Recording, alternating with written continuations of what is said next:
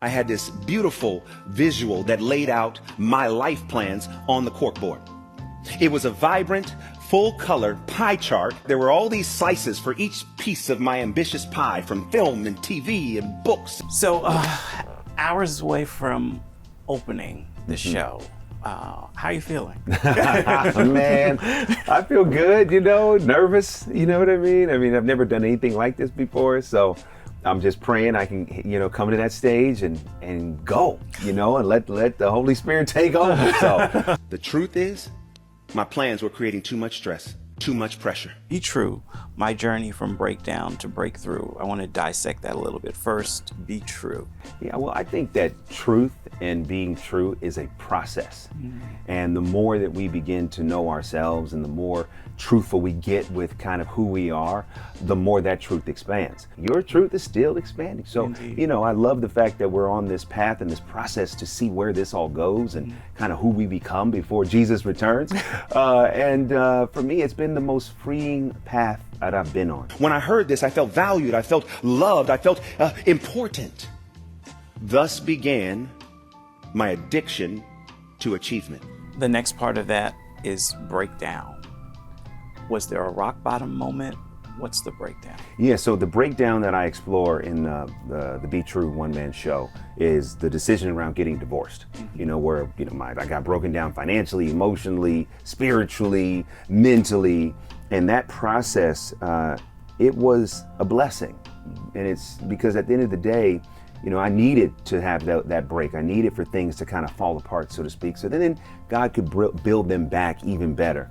And so often we want the breakthrough, but we don't want the breakdown. Did you have to relinquish control? Was that? For sure. Surrender is a big part of it. I talk about it in the one-man show.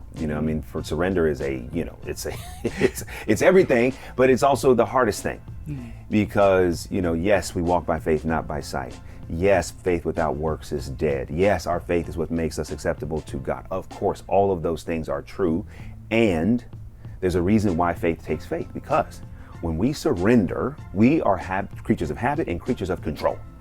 We don't like to be out of control. So to relinquish control requires a great measure of faith, because then we really have to put our faith where we say it is, which is in God. We make plans and God laughs. And of course, everyone wants the breakthrough.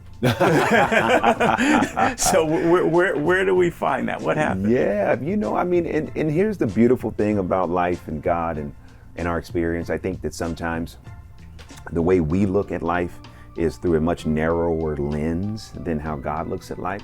We're spirit and flesh.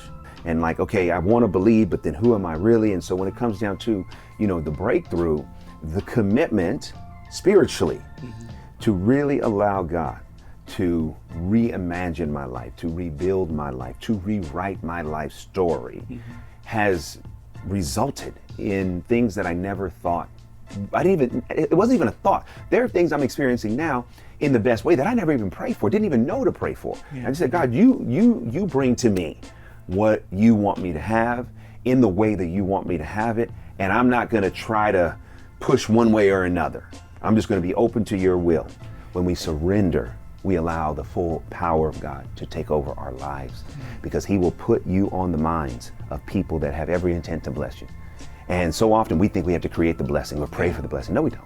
All we have to do is live in the path that's true, a path that's honest, and then these things happen. And I'm telling you, don't get me wrong, that breakdown was hard, yet I needed to get here through that. And I'm glad that I went through it, because it was a major blessing.